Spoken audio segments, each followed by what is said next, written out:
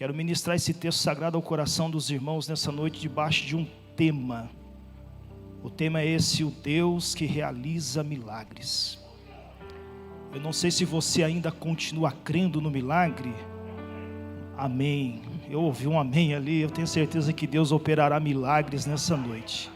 O Deus que realiza milagres. O escritor aos Hebreus vai dizer que Jesus, Ele é o mesmo ontem, Ele é o mesmo hoje, e Ele será o mesmo eternamente. O que quer isso dizer? Quer dizer que o Jesus que operou lá na vida de Pedro é o mesmo Jesus que opera nos dias de hoje e continuará operando os seus milagres. Eu tenho certeza, eu tenho convicção que o Jesus que opera milagres, Ele está presente aqui nessa noite. Não sei de que forma você chegou a essa casa de oração, mas esse é um ambiente de milagres. Esse é um ambiente onde Deus pode operar maravilhas na sua vida, na sua casa, na sua família. Se você crê, já vai recebendo o seu milagre, já vai começando a dizer: eu creio, Deus, que eu vou sair daqui nessa noite com a minha resposta. Eu creio que eu vou sair daqui nessa noite com a minha vitória. Eu tomo posse da vitória, porque Deus é Deus que realiza milagres no nosso meio nos dias de hoje. Bendito seja o nome de Jesus. O capítulo que nós lemos, capítulo de número 12, fala de uma grande perseguição.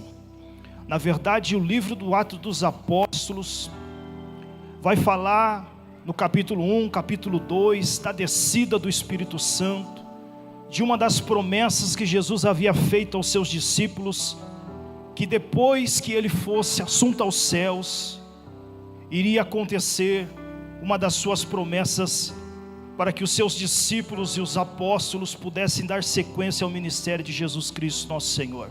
O Espírito de Deus desceu na vida de alguns crentes, 120 crentes, 120 irmãos, e ali começou, o Atos dos Apóstolos começou o mover do Espírito Santo, começou o grande trabalhar do Espírito Santo na igreja, na vida dos apóstolos do Senhor Jesus Cristo, que foram vocacionados pelo Senhor nosso Deus para dar continuidade ao ministério que uma vez fora dada pelo nosso Salvador Jesus Cristo. Jesus nunca deixou seus servos, seus filhos sem poder. Jesus disse: eis que vos dou poder.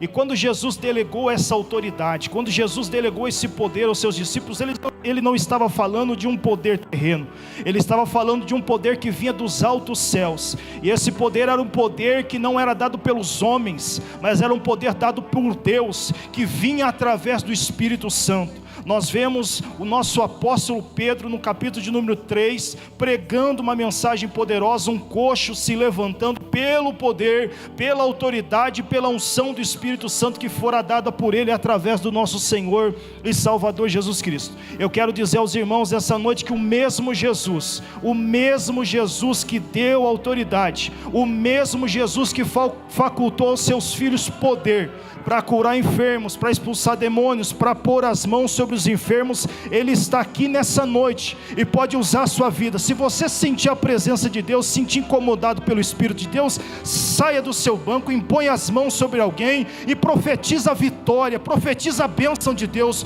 profetiza o sobrenatural de Deus na vida daquele que crê. Bendito seja o nome do Senhor Jesus Cristo. Atos vai falar do mover de Deus, do mover do Espírito Santo. Vai falar de um diácono também que era cheio do poder de Deus, que era cheio do Espírito Santo. O nome dele era Estevão.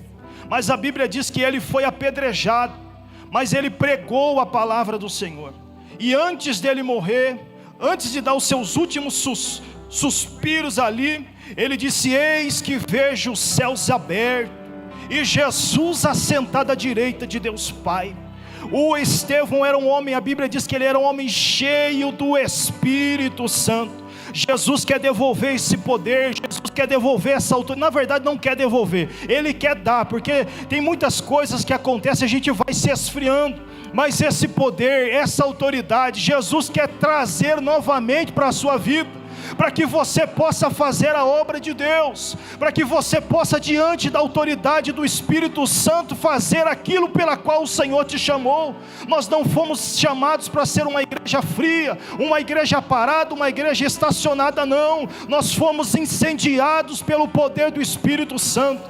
Eu me lembro de uma frase do pastor André Matias que me impulsiona sempre, que ele diz: eu não me contento com fumaça, porque nós fomos nascidos no meio do fogo do Espírito de Deus, nós somos cheios. Você pode ser nessa noite renovado, você pode nessa noite ser tocado pelo poder do Espírito de Deus e fazer e dar sequência à obra do Senhor Jesus Cristo.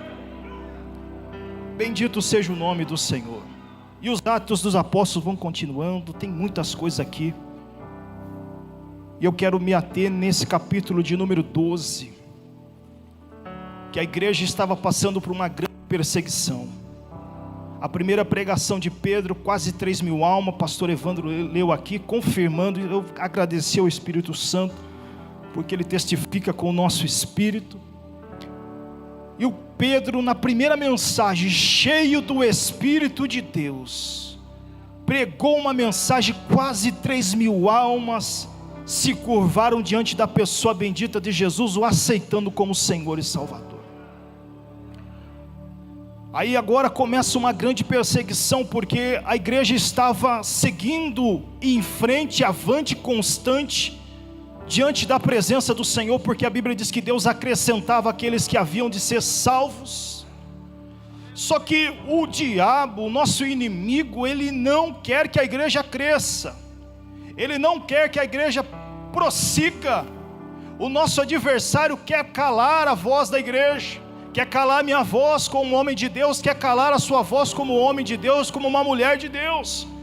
O nosso adversário, ele coloca pensamento contrário também nas nossas mentes, para nós estacionarmos, para nós não darmos a vazão do Espírito Santo, para nós não darmos lugar ao Espírito de Deus, para nós vamos participar do culto, está tudo certo, às vezes eu levanto a mão, glória a Deus, aleluia, devolvo o meu dízimo, devolvo as minhas contribuições, cumprimento os irmãos, vejo o pastor. Não é isso. Cristianismo não se resume a vir para a igreja, cristianismo se resume a fazer a obra de Deus, a ser cheio do Espírito Santo, e a povoar, despovoar o inferno, proclamar a palavra do Senhor nos quatro cantos dessa terra, ministrar com unção e com autoridade e graça de Deus. Deus está aqui nessa noite, Jesus está aqui nessa noite, e eu tenho certeza que se você der lugar ao Senhor, Ele vai tocar na sua vida, e você vai dizer: eis-me aqui, Senhor, usa a minha vida para a glória do Teu nome, Senhor. Eu preciso ser usado pelo Senhor. Independente se você vai passar perseguição ou não, independente se as coisas vão apertar para o seu lado ou não, faça a obra de Deus, porque quem garante a vitória é Jesus Cristo, quem garante que você vai vencer é Jesus Cristo, quem garante que a presença do Senhor vai estar sobre a sua vida é o Senhor Jesus Cristo. Bendito seja o nome do Senhor. A perseguição acirrada, ferrenha, acontece na igreja do Senhor. O apóstolo Pedro era o principal líder da igreja, era o pastor da igreja, era alguém de alta responsabilidade. O Tiago já havia sido morto ao fio da espada, e Herodes, vendo que isso agradara muitas pessoas, agradara aos judeus, e as pessoas ficaram alvoroçadas com aquilo, porque morreu um apóstolo de Jesus Cristo, as pessoas ficaram felizes com isso, mas a igreja do Senhor avançou. Aí alguém pergunta: por que Deus não livrou o Tiago da morte, do fio da espada?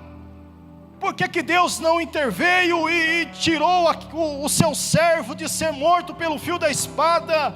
O que eu quero dizer aos irmãos essa noite é que com cada um de nós Deus vai ter um particular, com cada um de nós vamos ter a nossa própria história, cada um de nós vamos vivenciar situações diferentes. E aprove Deus que Tiago fosse morto ao fio da espada, porque o Senhor estava esperando ele na sua glória naquele dia. Bendito seja o nome do Senhor.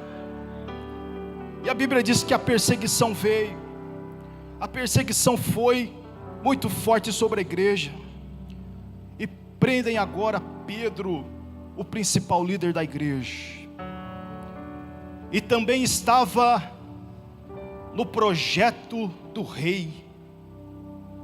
Havia um mandato de busca e apreensão para Pedro. Pedro foi preso naquele dia, e era a intenção do rei, depois da Páscoa, matar o servo do Senhor, quem sabe de forma com pedras. Eu não sei se as pessoas já estavam preparando, mas estava tudo preparado para o rei e as pessoas matarem Pedro.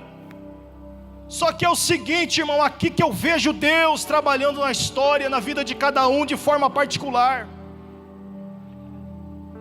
Foi da vontade de Deus o Tiago morrer a fio de espada, mas havia uma promessa da parte do Senhor nosso Deus na vida de Pedro.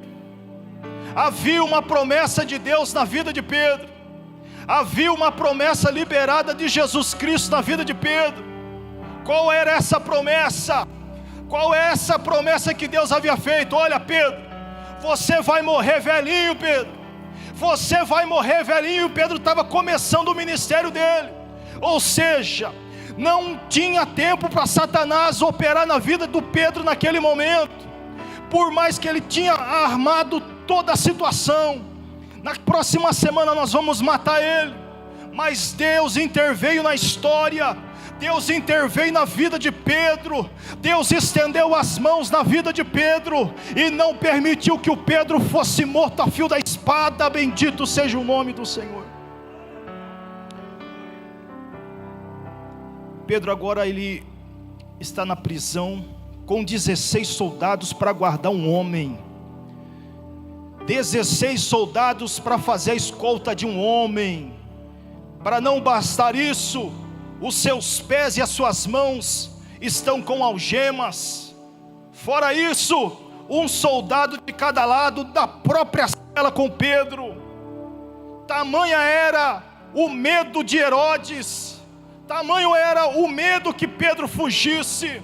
Mas quando Deus quer fazer, quando Deus quer operar, quando Deus quer estender as suas mãos, quando Deus quer operar os seus desígnios na nossa vida, não tem quem impeça, não tem quem impeça, não tem intubação que vai tirar a presença de Deus, não tem assaltante, não tem porta fechada, não tem aquele que disse não vai acontecer. Se Deus quiser operar o milagre da sua vida, o milagre vai acontecer para a glória e o louvor do nome dEle. Bendito seja o nome de Jesus. Deus está presente na casa. Deus está presente na casa. A Bíblia diz que num determinado momento, era de noite, a glória de Deus desceu dentro da cela aonde o Pedro estava. A Bíblia diz que resplandeceu uma grande luz aonde o Pedro estava. O próprio Deus, porque a Bíblia vai dizer que foi o anjo do Senhor, não foi Miguel. A Bíblia diz que foi o anjo do Senhor. O anjo do Senhor desceu aonde Pedro estava, e aonde Deus desceu, aonde a glória do Senhor Deus desceu, o milagre aconteceu. Os soldados, eu não sei o que aconteceu com os soldados, se eles ficaram paralisados, se eles dormiram, eu não sei o que Jesus fez na vida deles, mas uma coisa eu sei, que a glória de Deus desceu e o milagre aconteceu. A Bíblia diz que de repente o anjo do Senhor desperta Pedro, não sei se bateu no ombro, na costa, não sei aonde foi, mas o anjo do Senhor, o próprio Deus disse para Pedro: desperta, Pedro, desperta, Pedro. E a Bíblia diz que a hora que o Pedro levantou, tudo dá a entender que ele estava deitado ou sentado, eu não sei se ele estava sentado ou deitado, mas a Bíblia diz que a hora que ele se levantou, as algemas caiu por si só.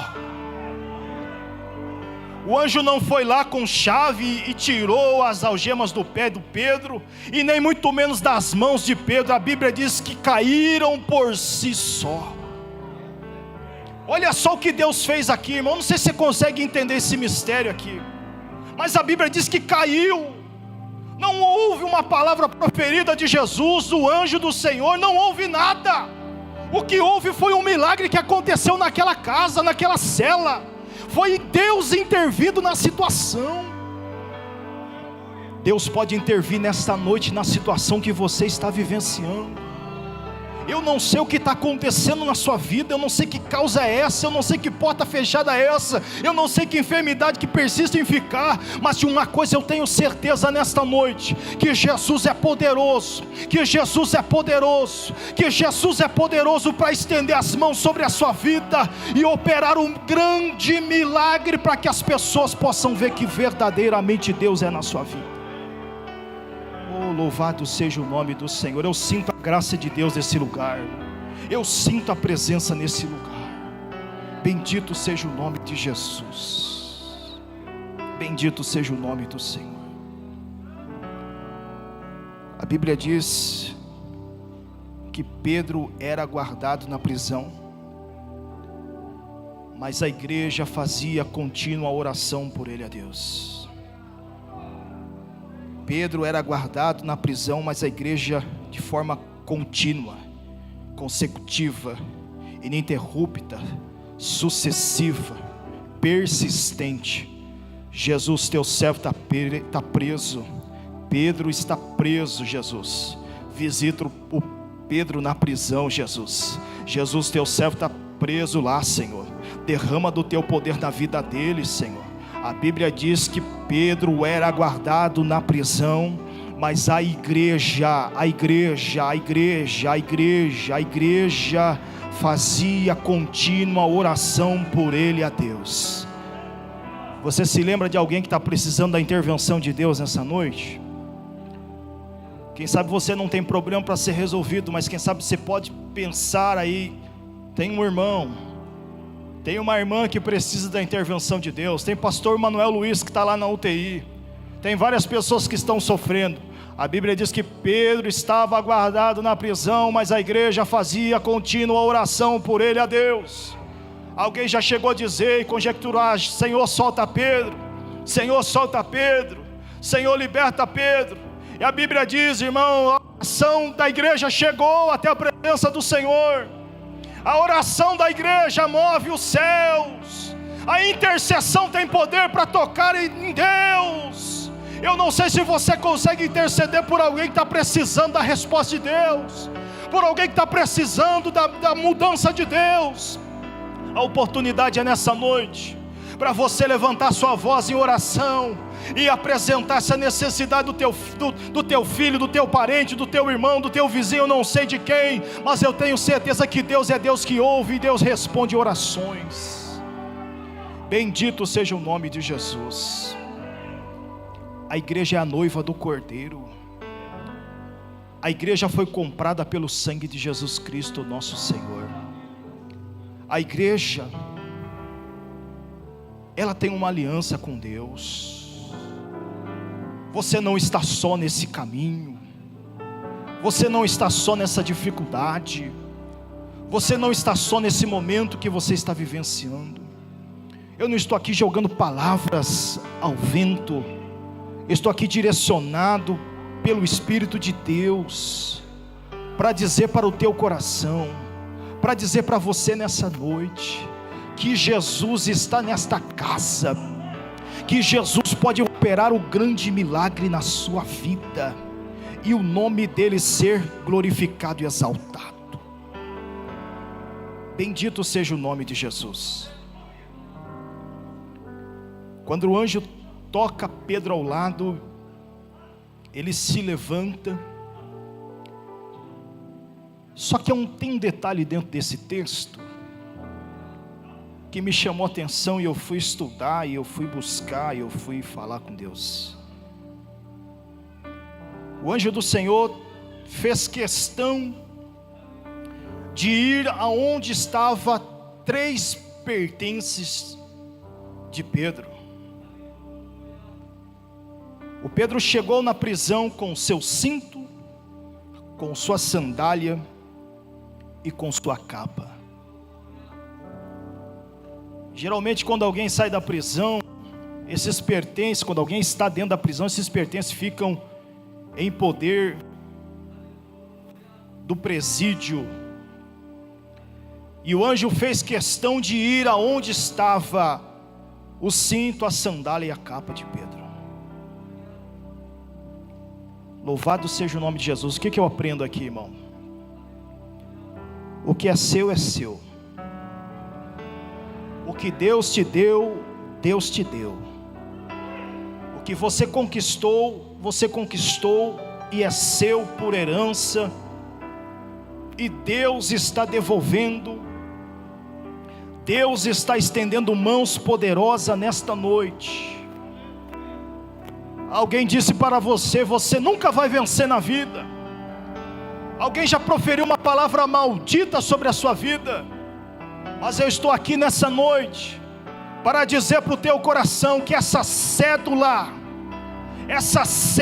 que foi contra você, Jesus já cravou na cruz. A vitória é nossa pelo poder do nome do Senhor Jesus Cristo. A vitória é tua pelo poder do nome do Senhor Jesus Cristo. Bendito seja o nome do Senhor. O anjo disse: cinge, pega o seu cinto. Dentro da cultura judaica dizia que o cinto era símbolo de dignidade, de honra. E Deus não ia permitir que o seu servo saísse de qualquer jeito daquele lugar, porque foi intervenção de Deus. Pega o seu cinto, coloca o seu cinto, a sua dignidade, a sua honra, a sua moral, ela não vai ser jogada de qualquer jeito por aí, não. Não, senhores. Veste o teu cinto, veste a tua dignidade, coloca ela aí, bendito seja o nome do Senhor. O anjo fala para Pedro: coloca suas sandálias. Andar descalço é perigoso. Andar descalço pode machucar o pé.